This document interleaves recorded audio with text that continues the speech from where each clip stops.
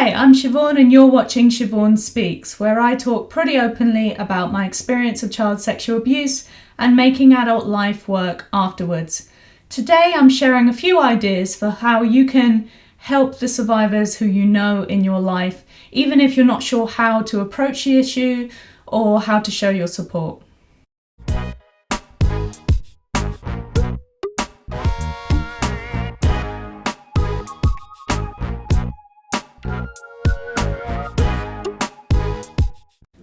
Given that at least 1 in 20 adults in the UK have been sexually abused, and that's according to reported figures only, it is basically certain that you know someone who has been through this issue, even if you think you don't, or even if you think it only occurs in a certain section of society. We know that child sexual abuse is quite a democratic problem.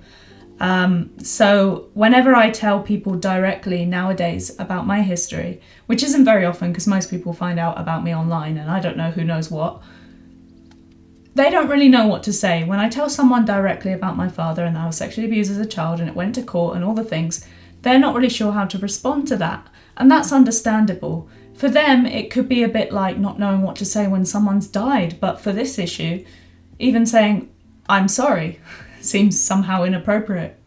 I think the best response I've ever had to telling someone about my past, and the one that I would hope for, is for them to say something like, thank you for telling me. I don't really know how to support you with this, but I appreciate you trusting me with it, and if you ever need someone to listen, I can definitely do that. That's gold. I like that because firstly, they are recognising that even for a speaker-outer like me, it's still quite a big thing to tell someone this personal point about my history. They're also recognising and being self-aware enough to recognise that they don't know how to say and they're just owning that. And they're offering to listen, which is, really useful in itself. So yeah, that's perfect. That's really all you need to do. I know there's a whole lot of fear of what if I say the wrong thing, but speaking for myself here, I think saying anything is better than saying nothing at all. Don't be so afraid of saying something wrong that you just kind of, pretend I didn't hear that or pretend you don't know. In my life right now, there's a whole bunch of people who know about my history and know that I do this kind of work. And they probably know that I know that they know. And yet we're still on a small talk level. It's a bit bizarre. It's like we're having this kind of how do you do conversation and they know this big personal thing about me. I understand why they don't want to say, yo, Siobhan, how are you feeling about your dad today? I get that. At the same time, and by contrast, there's a couple of people who I don't know very well who have actually come up to me and said, hey, Siobhan, I saw your video that got posted on Facebook. Respect. Fist bump. And that's enough and that's great. And they're just they don't want it to become this elephant in the room. And it doesn't need to be. If I was so sensitive that I couldn't handle someone bringing this up, I wouldn't be talking about it on the internet. So a little bit of consideration goes a long way. If you know someone who is a survivor who's had this issue, don't be afraid to just say, hey, I saw your thing, or I saw your link, or I saw your blog post.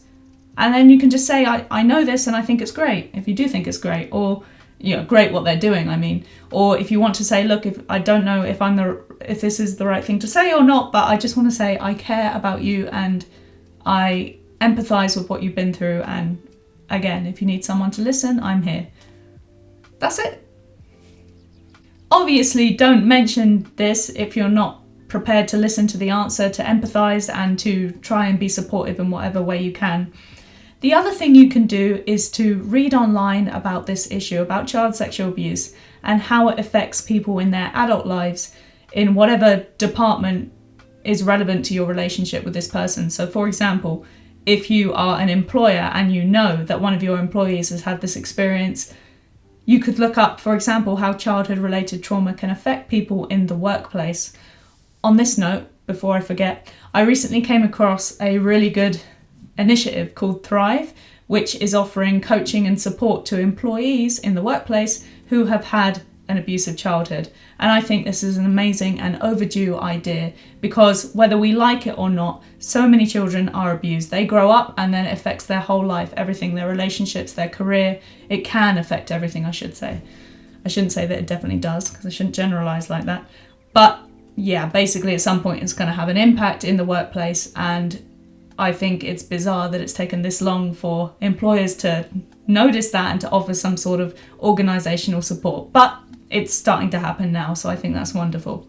Finally, if you feel uncomfortable or nervous to communicate anything directly with the survivors in your life, then you could also post something related to abuse, post some news articles, post something supportive to do with helping people recover through that experience. In that way, you'll be demonstrating yourself, you'll be positioning yourself as someone who cares about these issues, who's aware that it happens, who doesn't sweep it under the carpet, who wouldn't minimise somebody's experience if they told you about it. Thank you for watching until the end of this rather waffly video. If you like this kind of content, please click thumbs up and subscribe. I would love to hear your feedback in the comments below. Thank you for watching again, and I'll see you next week. Well, Siobhan Pyburn from Southampton was 17 when she started her campaign. 10 years later, she's one of the country's most prominent female activists, speaks at conferences and trains professionals.